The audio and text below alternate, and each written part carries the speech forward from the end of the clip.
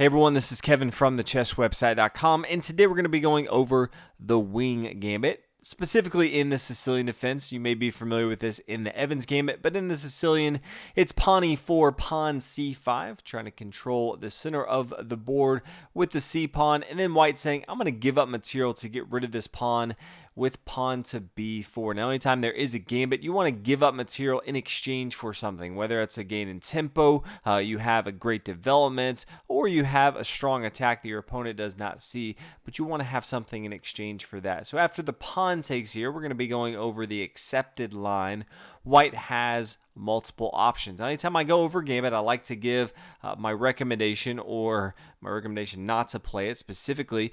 I think there's stronger gambits to play as white if you're playing against the Sicilian Defense. The Smith War Gambit is one that I like quite a bit. I do have a video on that gambit as well, but I thought I'd make a video for this opening because you may play against this as black. Many people play the Sicilian Defense, and if you play it enough, you're going to come across the Wing Gambit. So I want you to know how to play against it. And then if you want to try this out as white, you just like gambits, and your opponents play a lot of Sicilian Defense and they're very skilled at it, this can absolutely throw them off, especially if this is around a blitz game or a rapid game.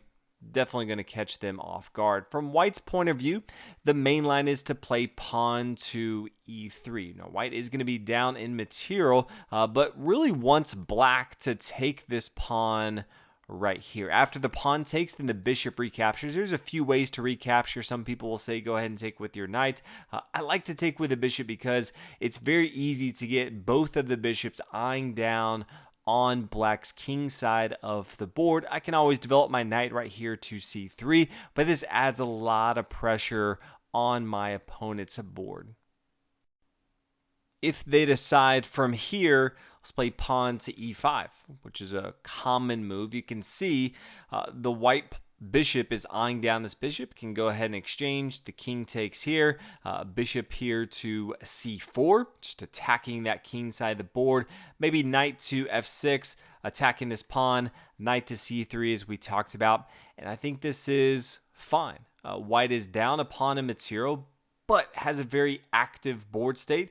Black's king cannot castle. White's going to be very easy to go ahead and develop pieces. Knight to f3, castle on the king side. His rook can easily get to any square on the board, so white's going to have a strong game in this position. Now, if we come back, instead of pawn to e5, we could see just a normal development move. Knight to f6. Just push forward, pawn e5, and this happens quite a bit anytime your pawn is on e4 or even d4 over here. If your opponent plays their knight, you can always push forward. Let's say the knight comes to d5. Okay, bishop to c4. This is the setup that you're going to have the most success with, just having both your bishop eyeing down on your opponent's king side. And then where do they go from here? Maybe pawn to e6 to defend this knight. Knight to f3 here, getting more of white's material involved into the game. We could see the queen now get involved, attacking both the pawn and the bishop. Queen to c7.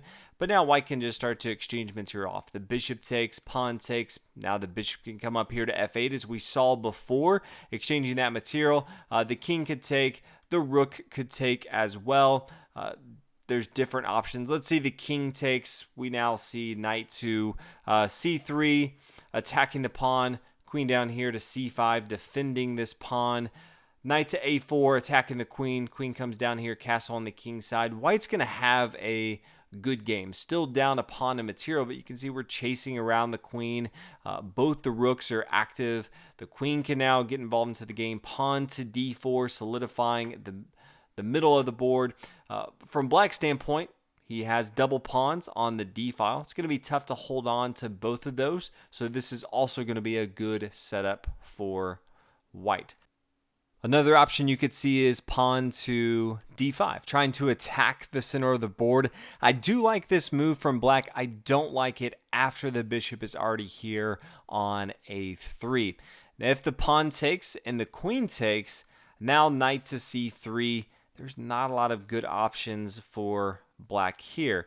Maybe the queen comes back, knight to f3. You can see White is completely dominating as far as development of the board, only down a pawn in material, but this is not going to go good for black. Now, white does not always get the opportunity to take with the bishop here on a3. If we come back to the beginning, it's recommended that black, instead of taking, instead plays pawn to d5. If you play against the Wing Gambit, this is my recommendation. It is extremely powerful from black standpoint, very difficult for white to defend against this. As an example, let's say white takes here on d5. The queen is going to come down and recapture. The knight can no longer come to c3. So before, the move we just looked at came to c3, this kicked the queen back, but you can see the pawn on b4 is protecting this square right here. Now, if white wanted to, could take this pawn, but that's going to be a huge mistake. Wants to get rid of it, but queen to e5, that's going to be deadly. Bishop to e2, and then the queen comes down and takes on a1. You can see how that's clearly a mistake. So the pawn is not going to take here on b4. Another option that we could see instead might be knight to f3. Okay, just simple development move from here. Pawn to e5 from black standpoint, controlling the center of the board. Maybe now the pawn takes on b4, which he can because the queen's not going to come to e5 as we said. But now bishop takes on b4. It was defended. It opened up once the pawn came to e5. So now all of a sudden you can see black has a very aggressive board state. It's taken all that away from white. White moved first. We're only 6 moves in. All of a sudden black is completely dominating. So this is not going to go well for white. You can see just how powerful that is. Now if we come back, instead of the knight coming to f3, maybe pawn to d4, trying to attack the center with the pawns. Knight to c6, attacking the pawn. Maybe knight to f3, also defending the pawn. Knight to f6, but you have black here. They're up in material, and they have a very aggressive board state. White doesn't have anything as far as compensation for the pawn that they gave up as the gambit. Now, while that is my recommendation as you're playing for black, if you're playing it as white, you may not always come across and see pawn to d5. Pawn to e5 is also very popular. From here, bishop to b2, fianchetto to the queen side of the board, attacking the pawn. If you're going to give up that pawn and material early on in the Wing Gambit, you have to attack as much as possible. So maybe knight to c6, defending that pawn right here. Bishop to c4. Attacking this f7 square from black that is not defended except by the king. Maybe bishop down here to d6. You're going to play knight to f3. It's not clear how white's going to get an advantage. That's one of the downfalls in this. If you look at different options, one thing I always look for in a gambit is how many different mistakes can my opponent make, especially if you're playing a blitz game. If there's a couple moves they make that they are just absolutely going to lose, that's a great gambit in my opinion. For the Wing Gambit, there's not as many mistakes that they can make, especially if they're not going to take this pawn early on. If they do, I think white's going to have a fine game. But if they don't, they can't really mess this up, and they are going to be up a pawn and material. Playing as black, that's all that they need. Instead of pawn to e5, you could also see just a normal move like knight to c6. In the Sicilian Defense, this is very common, so they may just say, I'm not even worried about this pawn over here. Yes, I got a pawn and material. If you want to take it back, that's fine. I'm not worried about it. I'm going to go with my plan I had from the get-go. But if you decide to take the pawn on b4, now they can take it with their knight. If they want to control the center of the board, that's fine. They can now counter with pawn to d5, and if you take, they can always recapture here on d5 with their knight. They could capture with their queen if they wanted to. They could also say, yeah, pawn down to d5, maybe now pawn c3, kicking the knight back here.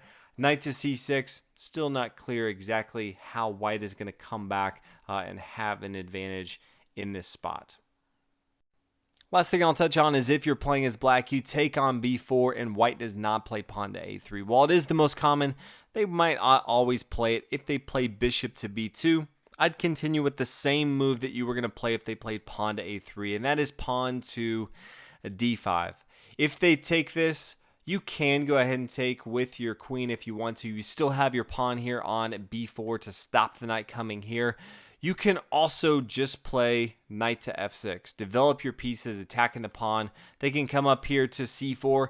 You can even give back material. So you're up a pawn right now. If you want to play pawn to e6, they capture. All of a sudden, you get your light square bishop involved into the game. You open up the center of the board for your queen to get involved. Your bishop right now is defending this pawn here on b4. You're attacking this pawn right here. You can easily come knight to c6. So black's going to have a good game. They're no longer up a pawn of material, but they have a very good board state. So you definitely have some options depending on where white goes. But that's an introduction to the Wing Gambit. Hopefully you guys enjoyed this video. I'm very curious to see if you tried out as white or if you're playing as black and you're playing the Sicilian Defense and someone tries it out. Let me know how you were able to play against that. Thank you guys so much for watching. I'll see you guys in the next video.